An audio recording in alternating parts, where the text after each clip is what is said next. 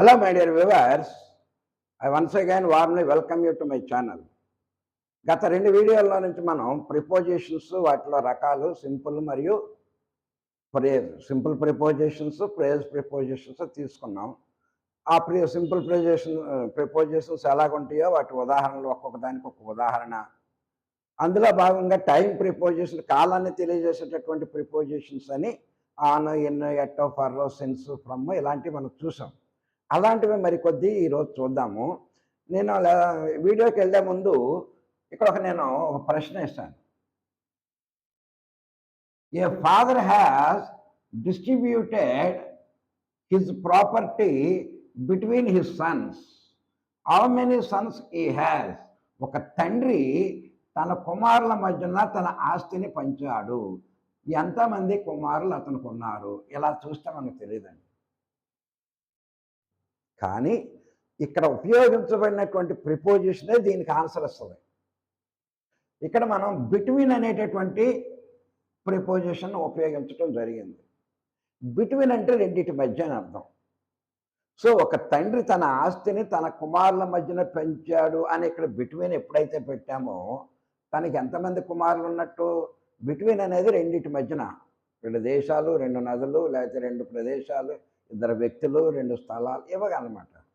So కుమారులు ఇక్కడ ఇద్దరని మనకు తెలిసింది. ఏ విధంగా తెలిసింది? బిట్వీన్ అనేటటువంటి దాన్ని బట్టి. How many sons he has అంటే ఇప్పుడు మనం ఆన్సర్ ఏం రాయవచ్చు? He has 2 Sons. తనకి 2 కుమారులని. అంటే ఇక్కడ బిట్వీన్ అనేటటువంటి ప్రిపోజిషన్ ద్వారా దీనికి ఆన్సర్ వచ్చిందన్నమాట. సో ఈ విధంగా మనకి ప్రిపోజిషన్ చాలా ఉపయోగపడుతూ ఉంటాయి. సరే, చాలామంది 2-3 ఫోన్ చేయటం జరిగింది. మాస్టర్ గారు మీరు తమ్మనాయిలు ఒకటి పెడుతున్నారు, చెప్పేది ఒకటి చెప్తున్నారండి అని. సో నిన్న నేను పెట్టినటువంటి తమ్మలైన ఏంటి?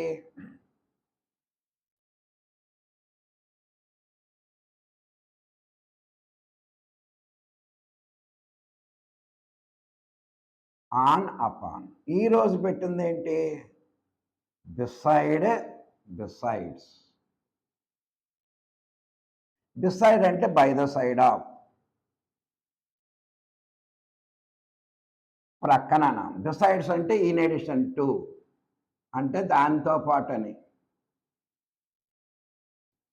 దాంతో పాటు ఇంకోటి. ఆన్ అంటే ఆన్ అన్నా అపాన్ అన్నా మీదే అని అర్థం వస్తుంది. సరే, ఈ తర్వాత చూద్దాము. ప్రస్తుతం ఆన్, అపాన్ ఎప్పుడు ఉపయోగించాలి? రెండిటికి మీద అని అర్థం వస్తుంది. మరి ఆన్ ఎప్పుడు ఉపయోగిస్తాము? కదలిక లేని వాటికి ఆన్ ఉపయోగించాలి. కదలిక ఉన్న వాటికి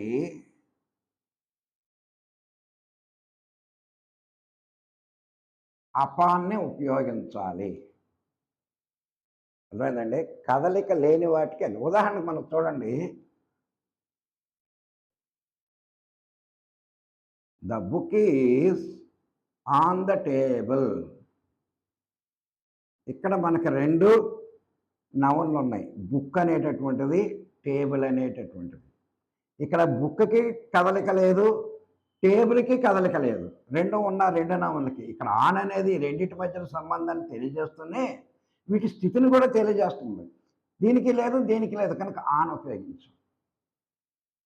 అదే అపాన్ ఎప్పుడు ఉపయోగించాలో చూడండి.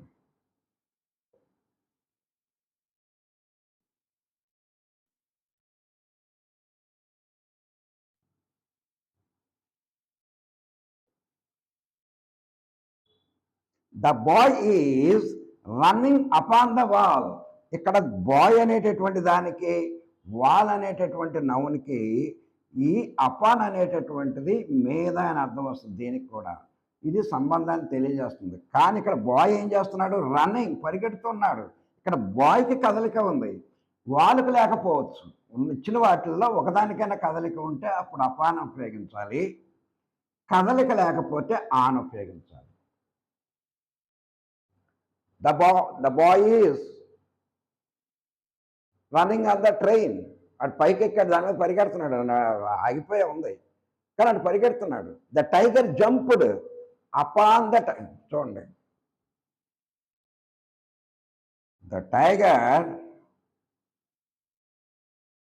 Jumped upon the deer. అక్కడ టైగర్ జంప్ చేస్తుంది, ఎగురుతుంది, మరి అది కదలికే కదా, అందుకన్నా అపాన్ పెట్టాం.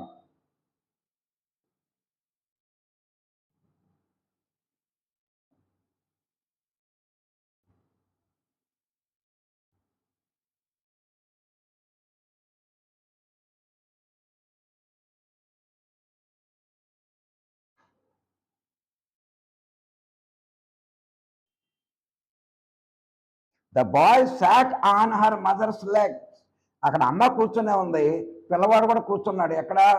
అమ్మ కాళ్ళ మీద కూర్చుని ఉన్నాడు కనుక ఆన్ పెట్టుకున్నాం. ఇక్కడ అమ్మకే లేదు, బాయ్కి లేదు కదలిక. ఇక్కడ టైగర్కి కదలిక ఉంది, దూకటం. సో అపాన్ పెట్టుకున్నాం. ఇక్కడ బాయ్ పరిగెడుతున్నాడు, అపాన్ పెట్టుకున్నాం. ఇక్కడ పుస్తకానికి టేబుల్కి రెండిటికి కూడా కదలిక లేదు కనుక మనం ఆన్ పెట్టుకున్నాం. అది నిన్న చెప్పవలసింది, ఈరోజు చెప్పుదాం అనుకున్నాం. సరే, నెక్స్ట్ బిసైడ్ అండ్ బిసైడ్స్. ఆ థంబ్నైల్స్ గురించి చెప్పేసుకుంటే మిగతాది వెళ్ళిపోవచ్చు మనం. బిసైడ్ అంటే బై ద సైడ్ ఆఫ్, ప్రక్కన. చూడండి, my house is beside SBI. నా ఇల్లు ఉన్నది బిసైడ్, ప్రక్కన. ఎక్కడ? స్టేట్ బ్యాంక్ ఇండియా పక్కన ఉన్నది. అలాగే ఇది చూడండి,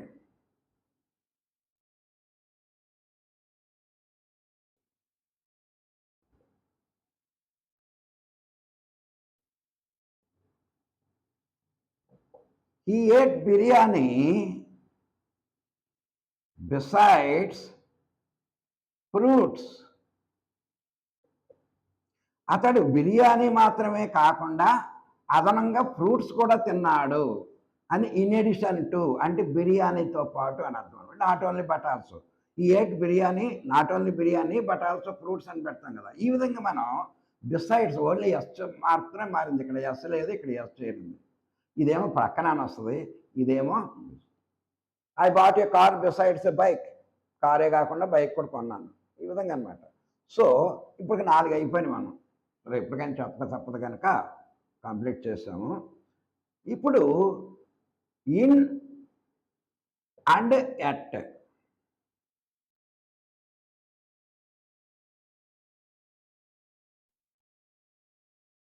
ఇన్ అంటే లో, ఎట్ అంటే వద్ద. ఇవి రెండు కూడా సింపుల్ ప్రిపోజిషన్లే. ఆల్రెడీ ఎక్కడొచ్చినాయి మనం చూసాం. ఇన్ అంటే నెలలకే, సంవత్సరాలకి. In June, in 1977. ఎట్ అనేది గంటలకి, అట్ 6 o'clock, at 5:30, ఈ విధంగా చూసాం. ఇప్పుడు ఇవి ఇన్ ఎట్ ప్లేస్ను తెలియజేస్తాయి. అంటే ఏంటి? స్థలాలను కూడా ఇవి సూచిస్తాయి అన్నమాట. ఇన్ ఎట్ అనేటటువంటిది ఇవి స్థలాలను కూడా చూడండి. For big places in, for small places at. చిన్న చిన్న స్థలాలకి ఎట్టను ఉపయోగిస్తాము, పెద్ద స్థలాలకి ఇన్ ఉపయోగిస్తాము. ఎట్ అంటే వద్ద, ఇన్ అంటే లో. మరి ఏది చిన్న స్థలమో ఏది పెద్ద స్థలం? ఇది ఆల్రెడీ ఇన్ అంటే లోపల, ఎట్ అంటే వద్ద. ఇవి వాటి యొక్క నిజమైనటువంటి అర్థంతో పాటు ఇవి నన్ను మన కాలాలను కూడా సూచించాయని చెప్పాం. ఈరోజు ఏం చేస్తున్నాయి? స్థలాన్ని సూచిస్తున్నాయి ఈ రెండు. పెద్ద స్థలాలకి ఇన్ని పెట్టుకుంటాము, చిన్న స్థలాలకి ఎట్ట పెట్టుకుంటాం. ఉదాహరణ చూడండి,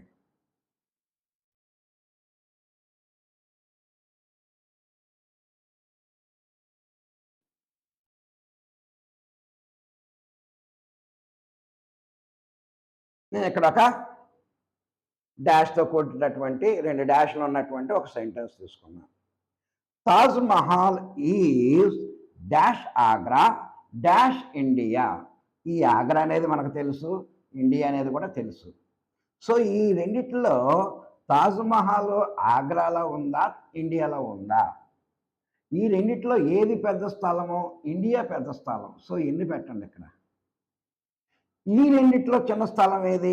ఆగ్రా. కనుక ఎట్ట పెట్టండి. అదే కదా మన for big places in, for small places at. Taj Mahal is at Agra in India. Taj Mahal ఆగ్రాలో, ఇండియాలో ఉన్నటువంటి ఆగ్రాలో ఉన్నది. బాగుంది కదా. అదే చూడండి.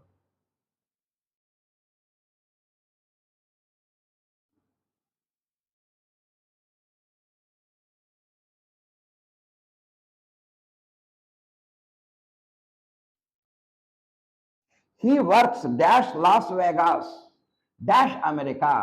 అతను లాస్ వేగాస్ అనే టౌన్లో పనిచేస్తున్నాడు. ఆ టౌన్ ఎక్కడ ఉంది? అమెరికాలో ఉంది. అమెరికాలో బోల్డ్ టౌన్స్ ఉంటాయి. న్యూయార్క్ ఉంటుంది, వాషింగ్టన్ ఉంటుంది, అని మనకు. లాస్ వేగాస్ అనేది ఈ రెండిట్లో చిన్నది. So at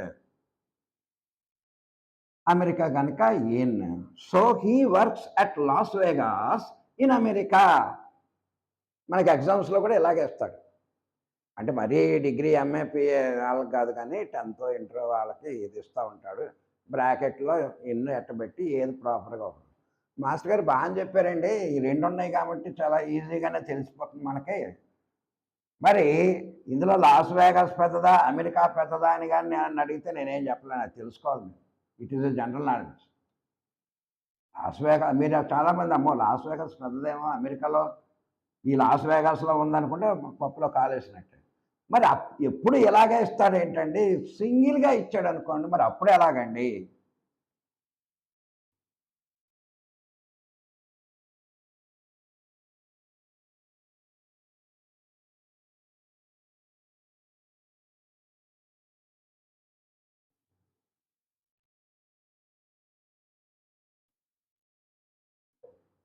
my house is at Aganampudi. ఈ అగనంపూడి అనే పెద్ద టౌనా, లేదా ఒక సిటీయా, ఒక దేశమా? కాదు, ఒక చిన్న వార్డు. విశాఖపట్నంలో ఒక చిన్న వార్డు నేను ఉండేది. సో ఇక్కడ ఎట్ట పెట్టుకున్నాం, ఎందుకంటే ఇది పెద్ద ప్రాముఖ్యత కదా. ఆగా అందరికి చూడండి.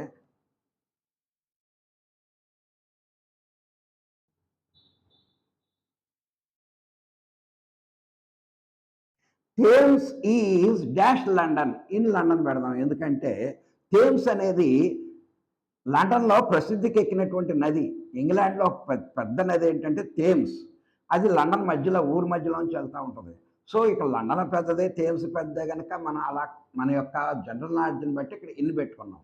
చిన్నది కనుక ఎట్ట పెట్టుకుంటాం. అంటే ఇన్ను ఎట్టు సింగిల్గా ఉన్నప్పుడు కొంచెం ఆలోచించాలి. ఓహో ఇచ్చింది పెద్దదా చిన్నదా అన్న మన ఆత్మ, అది మన యొక్క విచక్షణ దాన్ని బట్టి ఈ ఇన్ను సహజంగా ఇవి ఇన్ను ఎట్ట అనేటటువంటి దాన్ని మనం స్థలాలకు కూడా ఉపయోగించాం, కాలాలకి ఉపయోగించాం, మామూలుగా.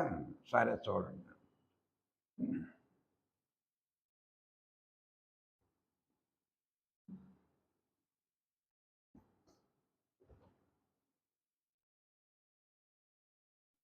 బిట్వీన్, అమాంగ్, ఈ రెండిటికి కూడా మధ్య అని అర్థం వస్తుంది. ఆల్రెడీ ఫస్ట్ స్టార్టింగ్లోనే చూసాం. బిట్వీన్ అంటే రెండిటి మధ్యన, అమాంగ్ అంటే నిన్న అదో ఉదాహరణ కూడా చూసాం. ఆ అపార్ట్మెంట్ మధ్యలో ఒక గుడిసె ఉంది అని. ఎక్కువ వాటి మధ్యన అయితే మనం అమాంగ్ ఉపయోగిస్తాము. రెండిటి మధ్యన అయితే రెండిటి మధ్య బిట్వీన్. ఎక్కువ వాటి మధ్య among.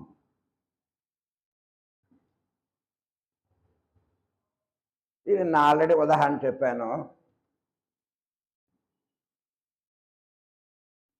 India is in between China and Sri Lanka అని నేను చెప్పాను. అదే రాస్తున్నాను ఇక్కడ. ఇండియా ఎక్కడుంది? In between China and Sri Lanka. చైనాకి శ్రీలంకకి మధ్యలో ఉంది కనుక బిట్వీన్ పెట్టుకున్నాం.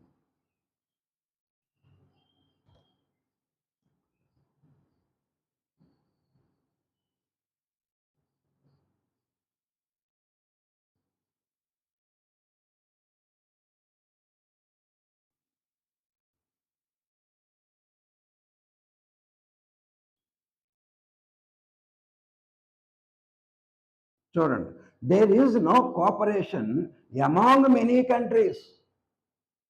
చాలా దేశాల మధ్యన సత్సంబంధాలు లేవు, కోఆపరేషన్ సహకారాలు లేవు. ఒకదానికొకటి గొడవలు పట్టమే కానీ ఒకరికొకరు హెల్ప్ చేసుకోవటం, వాళ్ళకి సహాయం చేసుకోవటం అదే అంగీకరించడం. సో ఇక్కడ మెనీ కంట్రీస్ అంటే ఎక్కువ ఎక్కువ దేశాలు ఉన్నాయి కనుక మనం అమాంగ్.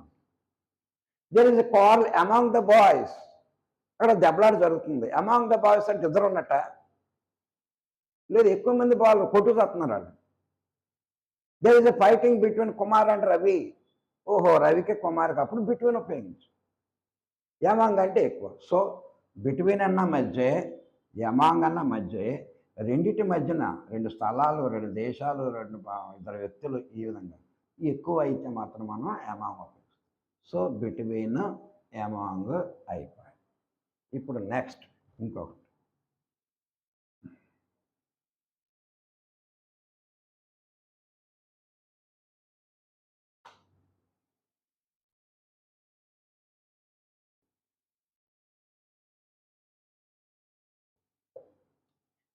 బై అంటే వలన, విత్ అంటే తో. సహజంగా మనకు వచ్చే అర్థాలు.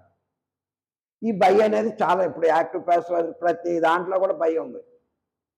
Food is eaten by, room is swept by, teacher peoples are asked by. ఈ బై అంటే వలన. అంటే ఏంటి ఇక్కడ, పని చేసిన వారికి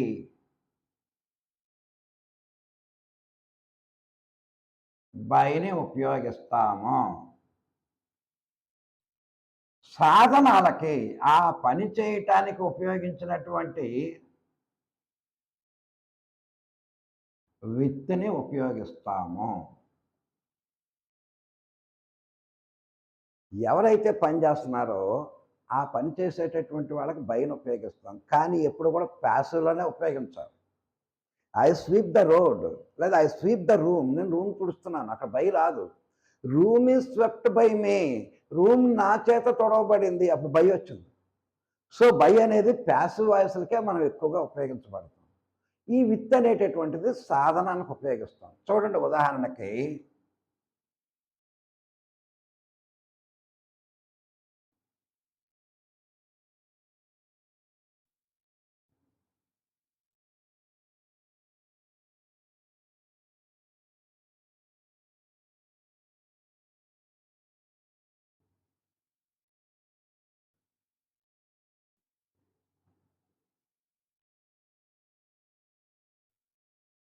ఇక్కడ విత్ రాసాము, బై రాసాం.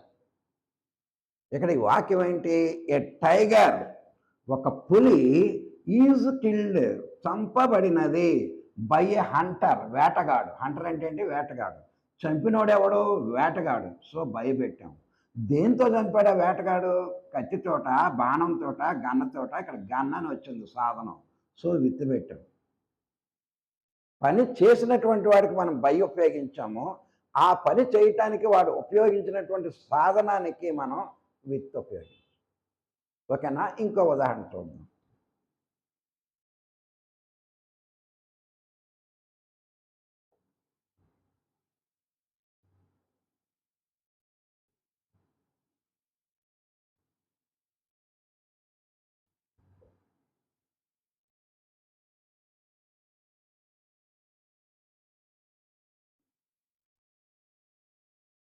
ఇక్కడ చూడండి, ద ఫ్లోర్ ఈజ్ అంటే క్రింద భాగం, ఈజ్ స్వెప్ట్, ఊడ్చబ్ అనేది అది బై ద సర్వెంట్.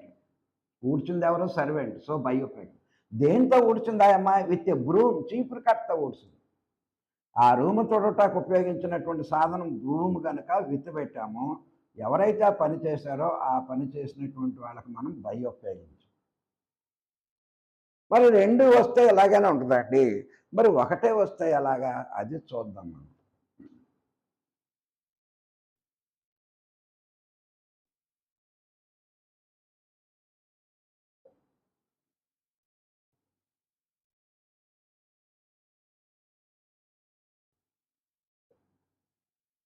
చూడండి, she is scolded by her father, ఆమె తన తండ్రి చేత తిట్టబడినది. స్కోల్డెడ్ అంటే వెర్బ్ ఇది. బై ఎవరి వలన, ఎవరి చేత తిట్టబడింది? తన తండ్రి. అందుకే ఇక్కడ బై వచ్చింది. సింపుల్గా ఒకటే ఉంటే. ఇది చూడండి.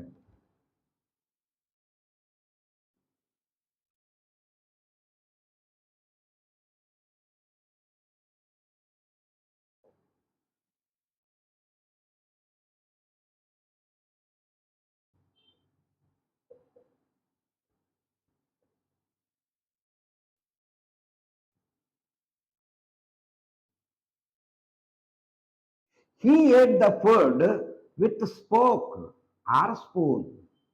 సహజంగా మనం నూడిల్స్ కానీ ఇవేనా ఇచ్చాడు అనుకోండి, అవి మనం దేంతో తింటాం? స్పోక్ ఇస్తాడు వాడు, ఏదో పళ్ళ చక్రలాగా, పళ్ళలాగా స్పూన్ లాగా ఉంటుంది, లేదా స్పూన్తో తినచ్చు. వాడు తను తినడానికి ఉపయోగించిన సాధనం కనుక మనకి ఇక్కడ విత్ ఉపయోగించాము, ఇక్కడ బై ఉపయోగించాము. అంటే ఇండివిజువల్గా ఒక్కొక్కటి వచ్చినప్పుడు, లేదు రెండు వచ్చినప్పుడు ఎవడు చేశాడు, ఆ చేయటానికి ఉపయోగించిన సాధనం ఏంటి అనే దాన్ని బట్టి. సో బై ఉపయోగించాము, విత్తించాము. ఆన్ ఉపయోగించాము, అపాన్ ఉపయోగించాము. డిసైడ్ ఉపయోగించాము, డిసైడ్స్. ఇన్ ఉపయోగించాము, ఎట్. By, with. ఈ విధంగా. నెక్స్ట్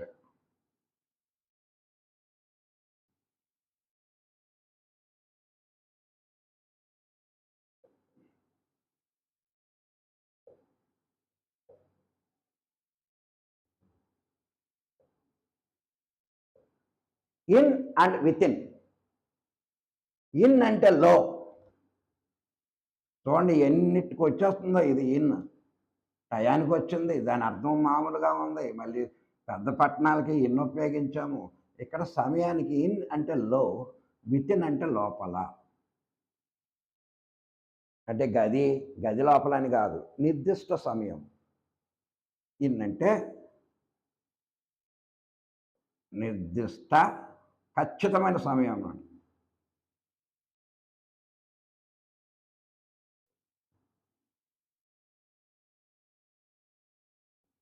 నిర్దిష్ట సమయము లోపు.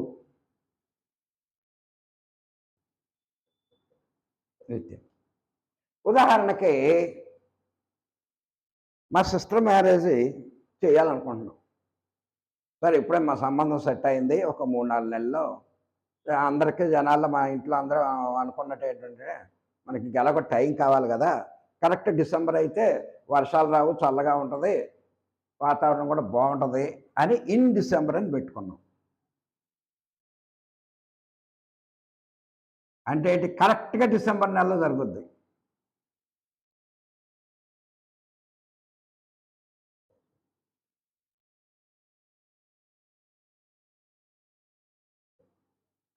లేదు ఈ లోపు వచ్చి ఎవడో ఏంటంటే అంత డిసెంబర్ దాకా ఎందుకు, ఇప్పుడు ఇది మే, డిసెంబర్ అంటే తప్పలేము, సంబంధాలు సెట్ అయిన తర్వాత ఈ మధ్యలో ఎవడో పొలలు పెడతా ఉంటాడు, సాధ్యమంతా డిసెంబర్ ఒకటి పెట్టండి, నవంబర్ అయితే నవంబర్, ఆగస్టు అయితే ఆగస్టు అని చెప్తూ ఉంటారు కదా. అంటే ఏంటి? నిర్దిష్ట సమయం ఏంటి? డిసెంబరు. అందుకే ఇన్ని పెట్టాము. కానీ అన్నీ సమకూరితే డబ్బులు గిబ్బులు ఆడిటోరియం అన్నీ సెట్ అయితే ఆగస్టులోనే పెట్టేయచ్చు. అప్పుడు ఏమంటాం మనం? With in. ఇదే మనం మై సిస్టర్స్ మ్యారేజ్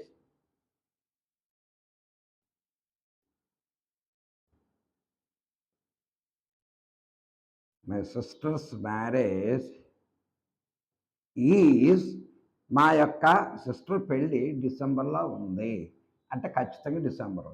కానీ మారిపోయినటువంటి దాన్ని బట్టి ఏంటి? My sister marriage is with in December. చూడండి, ఇన్ విత్ ఇన్. ఇన్ అంటే లో, విత్ ఇన్ అన్నాక లో. ఇక్కడ నిర్దిష్ట సమయం కంపల్సరీ డిసెంబర్లోనే జరుగుతుంది, ఎందుకంటే కార్డులు కూడా వేస్తారు, డేట్ ఇచ్చారు కనుక.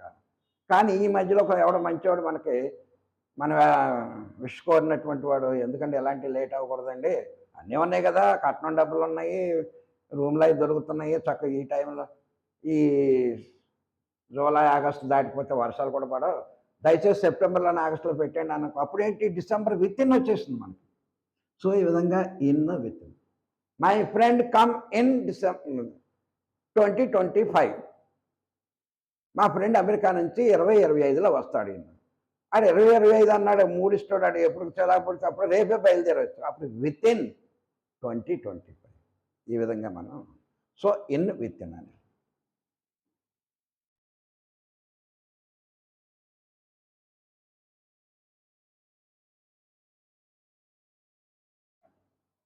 సో ఈ విధంగా మై డియర్ వ్యూవర్స్, ఈ సింపుల్ ప్రిపోజిషన్స్ చూసారు ఎంత పార్ట్ ప్లే చేస్తున్నాయో మనం మాట్లాడేటప్పుడు కానీ రాసేటప్పుడు కానీ.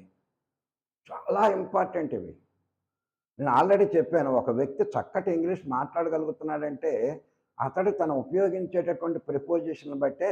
చూడండి ఇక్కడ ఇవి కాకుండా కొన్ని ఉంటాయి.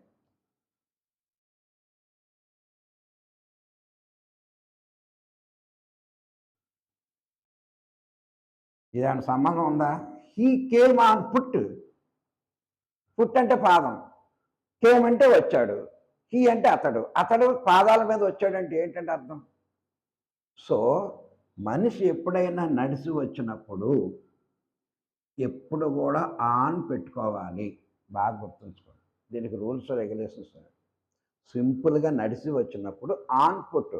Don't take direct meaning of that sentence. On అంటే మీద, కేమ్ అంటే వచ్చాడు, హీ అంటే అతడు, అతడు పాదాల మీద వచ్చాడు అని అనుకుంటే కుదరదు. So he came on foot, he came by walking, నడుచుకుని వచ్చాడు. చూడండి,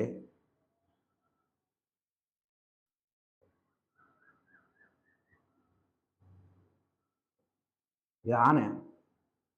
చూడండి ఇక్కడ ఆన్కి మీదకి దేనికి అర్థం లేదు ఇక్కడ. వి గో ఇన్ ట్రైన్, మేము ట్రైన్లో వెళతాము, తెలుగు వాక్యం కరెక్టే. లేదా మేము బస్సులో వెళ్తాము, ఫ్లైట్లో వెళ్తాము, అక్కడ లో వచ్చింది కనుక ఇన్ అని పెట్టుకోకూడదు. మనం ఏదైనా దాని మీద ట్రైన్ కానీ, బస్సు కానీ, ఫ్లైట్ కానీ, బైక్ మీద కానీ, వాహనాలకు మనం ఎప్పుడు కూడా బై పెట్టుకోవాలండి. వలన ఇదేంటండి, ఐ గో ఇన్ ట్రైన్ చక్కగా అర్థంగా ఉంది, కానీ వీ గో బై ట్రైన్ ఏంటంటే అది అంతే English grammar. We go by train, మేము ట్రైన్ ద్వారా వెళ్తాము. We go by flight, he came by bus. మరి అక్కడ బైక్ని ఇక్కడ ఉన్నదానికి అన్న సంబంధం ఉందా? ఇలాంటివి మనం చాలా జాగ్రత్తగా చూసుకోవాలి. He came on foot, we go by train. అలాగే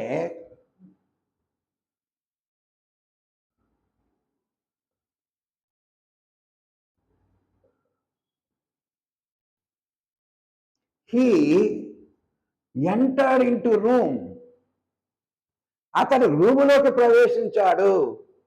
ఈ ఎంటర్ అనేది కూడా ప్రిపోజిషనే, నేను చెప్పలేదేమో మరి. అతడు ప్రవేశించాడు ఇన్ టు ద రూమ్, రూములోకి ప్రవేశించాడు. This is wrong. సారీ,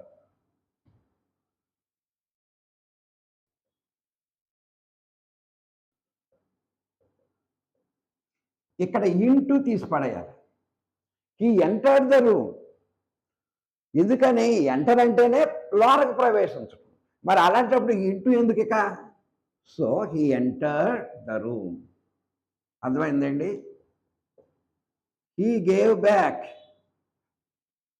నేను చెప్పుకున్నాం, గేవ్ బ్యాక్ మై బుక్.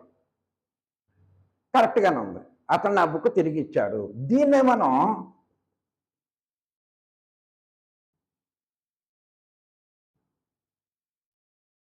ఈ రిటర్న్ మై బుక్, ఇది తప్పు అవుతుంది. మరి ఇది ఒకటే కదంటే ఈ గేవ్ బ్యాక్ వెనక్కి ఇచ్చాడు, కానీ రిటర్న్ అంటేనే వెనక్కి ఇవ్వటం. రిటర్న్ అంటేనే తీసుకున్న దాన్ని మళ్ళీ వెనక్కి ఇవ్వటం. మరి అలాంటప్పుడు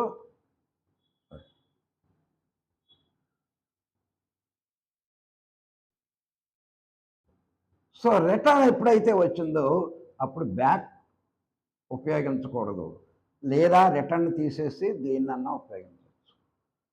ఓకేనా? అలాగే మనకి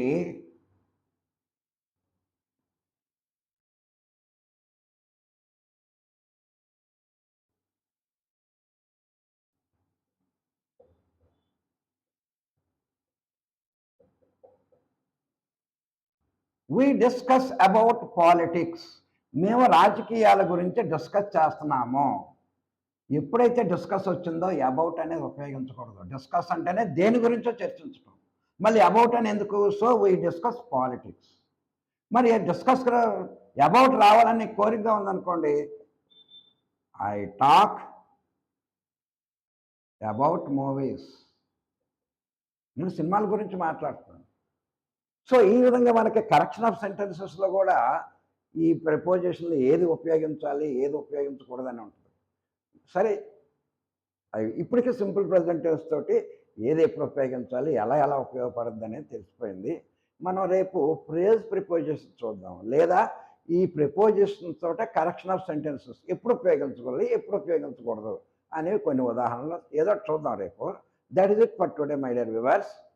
సబ్స్క్రిప్షన్స్ పెరగట్లేదు, పూర్తిగా చూడట్లేదు, బాగోలేదంటే బాగోలేదని కామెంట్ చేయండి అని చెప్తున్నాను. ఏమి చేయట్లేదు. No comments, no views, no subscriptions.